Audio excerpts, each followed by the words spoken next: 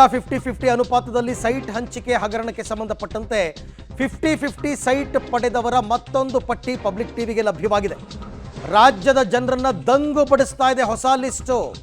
ಪಟ್ಟಿಯಲ್ಲಿ 125 ಜನರಿಗೆ ಬರೋಬ್ಬರಿ 928 ಸೈಟ್ಗಳನ್ನ ಹಂಚಿಕೆ ಮಾಡಿದಾರಂತೆ.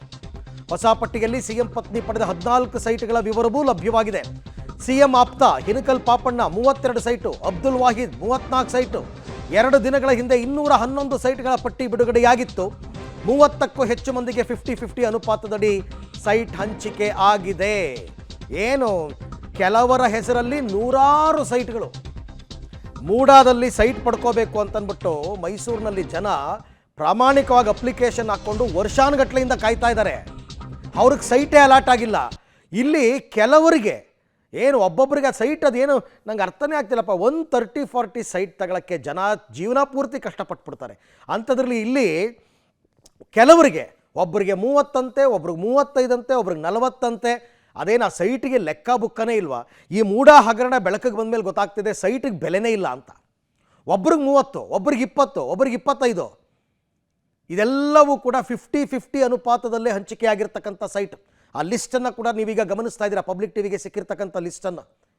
15 ಜನರಿಗೆ 928 ಸೈಟ್ ಹಂಚಿಕೆ ಆಗಿದೆ ಅಂತಂದರೆ ಒಬ್ಬೊಬ್ಬರಿಗೆ ಎಷ್ಟೆಷ್ಟು ಬರುತ್ತೀರಿ?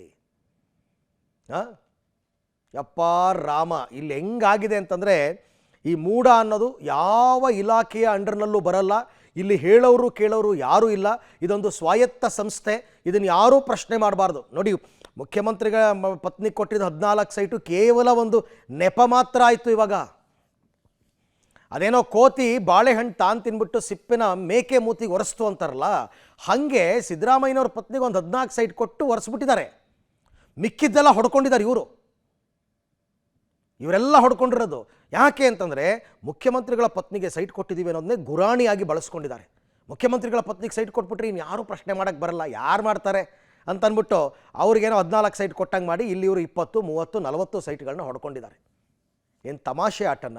ಮೈಸೂರಿನಲ್ಲಿ ವಿಜಯನಗರ 3ನೇ ಸ್ಟೇಜು 4ನೇ ಸ್ಟೇಜ್ನಲ್ಲಿ ಒಂದೊಂದು ಸೈಟ್ ತಗೋಬೇಕು ಅಂದರೆ ರೇಟ್ ಕೇಳಿದ್ದೀರಾ ನಿಮಗೆ ಎಷ್ಟಿದೆ ಅಂತಂದ್ಬಿಟ್ಟು? 40 ಲಕ್ಷ, 45 ಲಕ್ಷ, 50 ಲಕ್ಷ ಒಂದು ಸೈಟ್ ವ್ಯಾಲ್ಯೂ ನಾನು ಹೇಳ್ತಾ ಇರೋದು.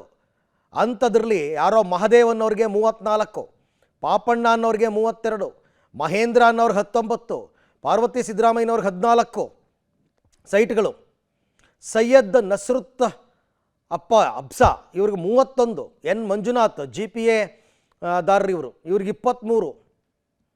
ಇವೆಲ್ಲ 50-50 ಅನುಪಾತದಲ್ಲಿ. ಎಂ ರವಿಕುಮಾರ್ 23, KP ಶಿವಪ್ರಸಾದ್ 25, ಯಾರೋ MS ಸರ್ಪಭೂಷಣ 33 ಸೈಟ್ಗಳು. ಒಬ್ಬೊಬ್ಬೊಬ್ಬೊಬ್ಬ.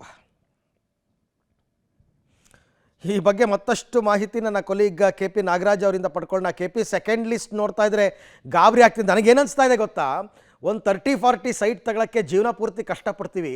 ಈ 30 ಸೈಟು 40 ಸೈಟ್ ಅಲಾಟ್ ಆಗಿರೋದು ನೋಡಿದ್ರೆ ಈ ಸೈಟ್ಗಳ ಬೆಲೆನೇ ಹೊಟ್ಟೈತಾ ಅಂತ ಅನಿಸ್ತಾ ಇದೆ ನನಗೆ. ನಿಶ್ಚಿತವಾಗ್ಲೂ ಕೂಡ ಅರವಿಂದ್, ತಾವ್ ಹೇಳ್ತಿದ್ರಿ ವಿಜಯನಗರದಲ್ಲಿ 30-40 50 ಲಕ್ಷ ಅಂತ. ನಿಶ್ಚಿತವಾಗ್ಲೂ ಇಲ್ಲ ಅರವಿಂದ್. ವಿಜಯನಗರದಲ್ಲಿ 30-40ಯ ಬೆಲೆ 1.5 ಕೋಟಿ ತಲುಪಿಬಿಟ್ಟು ಬಹಳ ಕಾಲ ಆಗಿ ಹೋಗ್ಬಿಟ್ಟಿದೆ ಅರವಿಂದ್. ಈ ಲೆವೆಲ್ಗಿದೆ. ಇಂತಹ ಸಂದರ್ಭದಲ್ಲಿ ಇವರು ಈ ಲೆವೆಲ್ಗೆ ಒಟ್ಟು 125 ಜನರಿಗೆ ಅರವಿಂದ್ ಇನ್ನೂ ಲಿಸ್ಟ್ ಬರ್ತಾ ಇರುತ್ತೆ. ಇನ್ನೂ ಒಂದ್ 2-3 ದಿನಗಳ ನಂತರ ಇನ್ನೂ ಒಂದಿಷ್ಟು ಜನದ ಲಿಸ್ಟ್ ಬರ್ತಾ ಇರುತ್ತೆ. ಸದ್ಯಕ್ಕೆ ಈಗ ಆರಂಭದಲ್ಲಿ ಬಿಡುಗಡೆ ಆಗಿದ್ದಂತಹ ಪಟ್ಟಿ ಬೇರೆ. ಈಗ ಒಟ್ಟು 125 ಜನರಿಗೆ ಇವರು ಕೊಟ್ಟಿರುವಂತದ್ದು 928 ಸೈಟ್ಗಳು.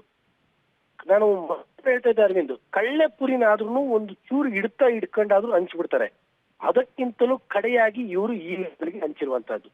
ಒಂದು ವೇಳೆ ಅರವಿಂದ್ ನ್ಯಾಯಸಮ್ಮತವಾಗಿ ಇನ್ ದಿ ಸೆನ್ಸ್ ಇವರ ಭೂಮಿಗಳು ನಿಜಕ್ಕೂ ಕೂಡ ಏನು ಕಾನೂನುಬದ್ಧವಾಗಿ ಭೂಮಿ ಸ್ವಾಧೀನ ಪಡೆದುಕೊಂಡು ಕಾನೂನುಬದ್ಧವಾಗಿ ಇವರಿಗೆ ಈ ತರದ 50 ಅಲ್ಲ 100 ಸೈಟ್ಗಳು ಬಂದಿದ್ರು ಯಾರಿಗೂ ತೊಂದರೆ ಇರಲಿಲ್ಲ.